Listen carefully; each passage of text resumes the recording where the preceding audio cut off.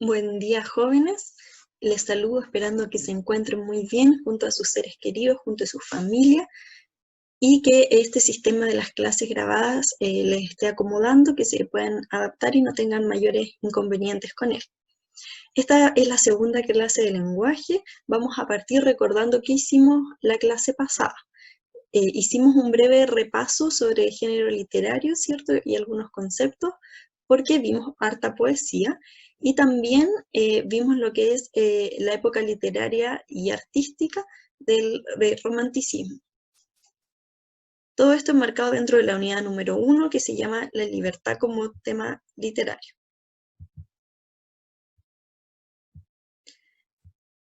En esta clase vamos a ver las guías 4, 5 y 6. Les recomiendo, por supuesto, que la tengan a mano para que vayamos revisándolas. Y el objetivo es contrastar textos literarios de diferentes culturas a través del establecimiento de relaciones de semejanza y diferencia entre ellos, con el fin de valorar las múltiples visiones de los temas humanos expuestos en las obras.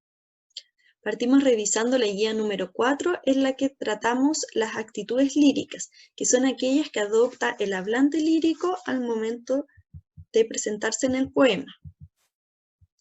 Son tres: carmínica, apostrófica y enunciativa.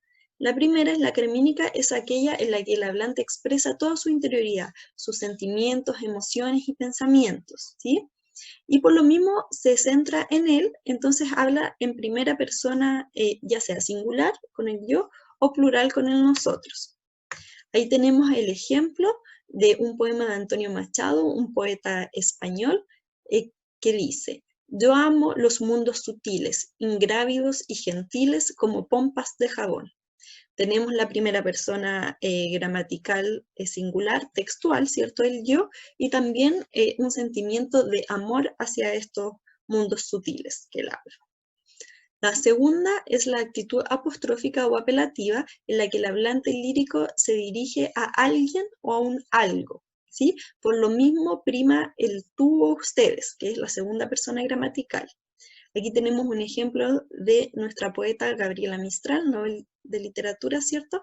Que dice así: di siquiera a dónde vamos a llegar.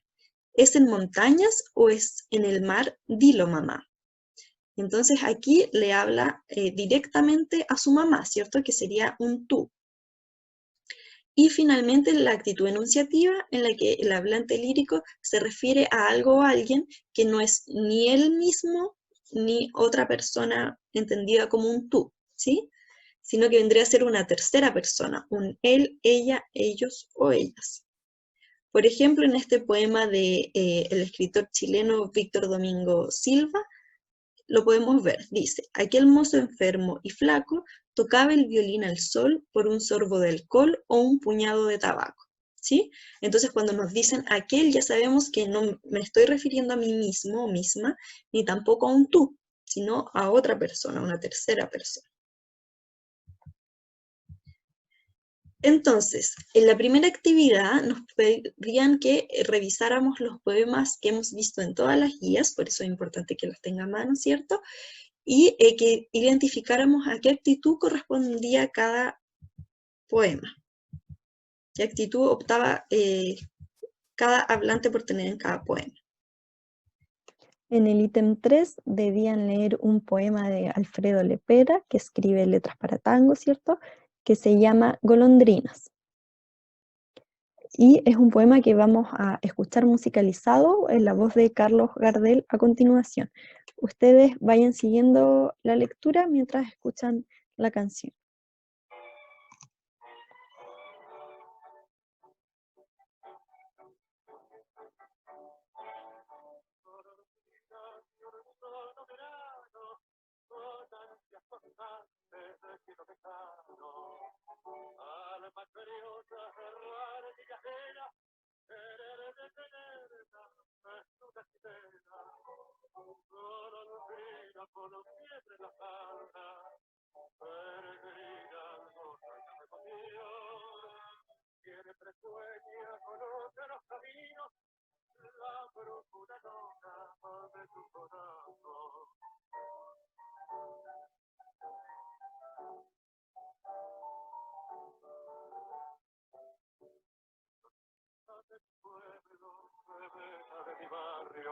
La golondrina un día su vuelo detendrá, no habrá nubes en sus ojos de vagas lejanías, que en sus brazos amares su nido construirá, su anhelo de distancia y aquí estará en su boca, con la dulce fragancia de su viejo querer, criolita de mi pueblo, bebeta de mi barrio, con las alas plegadas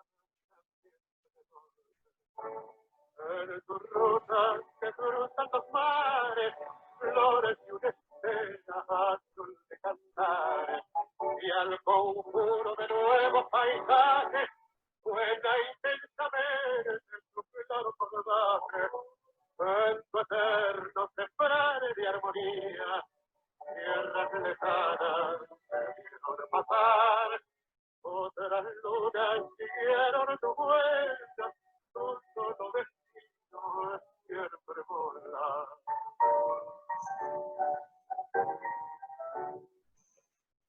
Ya, esa es una parte de la canción, ¿cierto? Que incluye toda la poesía de Alfredo Lepera.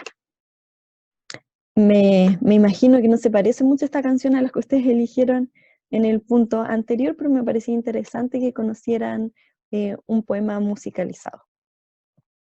Luego, y muy importante, buscar el significado de las palabras que no conocemos, de vital importancia para tener buena comprensión de lectura.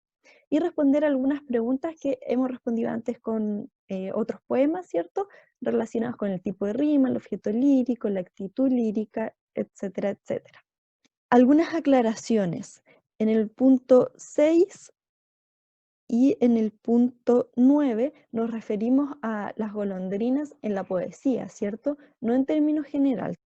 Y el punto número 11 es una pregunta de respuesta abierta, ¿cierto? Que tiene que ver con su opinión sobre las obras que hemos visto hasta ahora. Las obras tanto en poesía como en pintura, ¿sí? Y si se siente identificado o identificada con ellas. ¿Por qué? Muy importante justificar. En esta pregunta y en general siempre se pide que se justifique. Entonces en la guía 5 tenemos que leer la historia de este mito, ¿cierto?, del golem y responder algunas preguntas de comprensión de lectura. En la 7, que hay que inventar un final alternativo, es importante que se guíe por las normas que hasta ese minuto tiene la historia, ¿cierto? Que sea, que continúe de manera coherente. Entonces tenemos que fijarnos que el estilo narrativo sea similar, los personajes, etc. Luego tenemos que ver un video de Prometeo, que recordemos es un titán de la mitología griega que fue bondadoso con la humanidad y por eso los dioses le guardan rencor. Y luego de ver ese video tenemos que responder unas preguntas también de comprensión de lectura. Es importante que entendamos que cuando nos referimos a textos, no solo hablamos de textos con palabras escritas, ¿cierto? De un papel escrito o en un medio digital.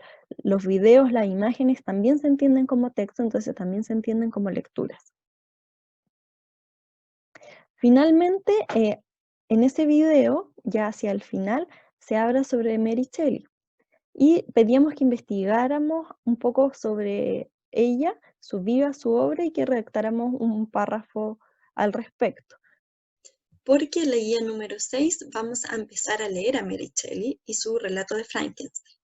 Pero antes de eso, en el punto número 1, nos piden comparar. Primero, ¿qué similitudes y diferencias encuentras entre el relato griego de Prometeo y el del golem? Vamos a ver que en Frankenstein también vamos a encontrar similitudes.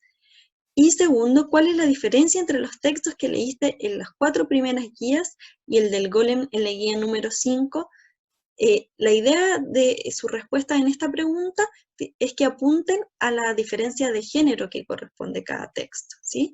La poesía son parte del género lírico y este texto es parte del género narrativo. Por lo mismo, vamos a hacer un repaso del género narrativo de lo que está en las actividades que continúan, que son la número 2 y la número 3, en las que ustedes tenían que ver el libro, ¿cierto? Y estudiar los contenidos que aparecían en ciertas páginas. Entonces, un breve repaso de lo que ustedes ya vieron sobre género narrativo. El género narrativo es aquel que cuenta una historia, ¿cierto? Y conformada por acontecimientos que tienen que ver con las acciones que realizan los personajes de esta historia en un cierto ambiente entendido como un espacio físico y como un espacio temporal, ¿cierto? Y esta historia es narrada por una figura que se llama narrador, que es la voz ficticia, como lo era el hablante lírico en la lírica, en la narrativa en este caso. El narrador se puede dividir de acuerdo a si se encuentra dentro o fuera del relato. Si el narrador está fuera del relato, puede ser omnisciente o de conocimiento relativo. Omnisciente significa que, si bien no es un personaje, sabe todo lo que sienten y piensan los personajes que participan de la historia. Y incluso sabe cosas de su pasado y puede saber el futuro. En cambio, de conocimiento relativo solo narra lo que puede ver, no conoce la interioridad de todos los personajes y no necesariamente conoce todos los hechos. En cambio, el narrador que se encuentra dentro de la historia, es decir, que es un personaje, se divide en protagonista y testigo. Protagonista si es que es el personaje principal, es decir, narra su propia historia. O testigo si narra la historia de otro personaje como él, pero con más importancia. El narrador además puede tener dos estilos narrativos distintos, el directo o el indirecto. En el directo le cede la voz directamente a los personajes, por eso mismo se dice tal personaje dijo, 2 puntos, a veces se ponen comillas o se pone un guión al margen. En cambio, en el indirecto solo habla el narrador y se reemplazan estos verbos por otros como por ejemplo pidió. Por ejemplo, la Caperucita Roja, si el narrador lo narra con un estilo directo, puede decir, la mamá le dijo a Caperucita, 2 puntos, y guión al margen, Caperucita, por favor, anda a dejarle estas cosas a tu abuelita, por ejemplo. En cambio, en el estilo indirecto, esta misma escena sería, un día la mamá le pide a Caperucita que le llevara unas cosas a su abuelita. Y ahí habla solo el narrador, pero se entiende la acción de todas maneras. Otro elemento importante es la secuencia narrativa. Generalmente las acciones se separan en ciertos momentos, que generalmente no siempre son estos 4. Primero, una situación inicial, donde se presenta el ambiente, se presentan los personajes, ¿sí? Luego ocurre un nudo o conflicto, que es el momento que cambia la historia, ¿ya? El orden que había en la situación inicial se quiebra por algún suceso. Luego sigue el desarrollo, que son una serie de acciones realizadas por los protagonistas para resolver el conflicto, y el desenlace final, que es la resolución en sí del conflicto. Cuando hablamos de resolución no nos referimos necesariamente a que sea positiva, también puede ser negativa y no un final feliz. Ahora sí entramos de lleno con Mary Shelley y su obra Frankenstein. Usted ya averiguó por la guía anterior, ¿cierto?, quién era Mary Shelley, pero yo le puedo contar algunas cosas. Mary Shelley fue una escritora que vivió entre 1797 y 1851, nació en Gran Bretaña y es famosa principalmente por su obra Frankenstein, que es considerada la primera obra de ciencia ficción. En ella se trata un tema ético que tiene que ver con la creación de la vida, como si el ser humano tiene esa facultad y tiene el derecho a crear vida. Y si lo hace, ¿cómo resulta esta relación con el ser creado? Ahora vamos a ver un video que resume un poco la trágica vida de Mary Shelley. Préstenle mucha atención. En general es un resumen muy bueno. Tiene algunos detalles que no están comprobados sobre su vida. Por ejemplo, lo que le dice a un hombre, a un actor, cuando le pide matrimonio, ustedes ahí se van a dar cuenta que parece casi copucha, por decirlo así, pero en general es un resumen bastante bueno.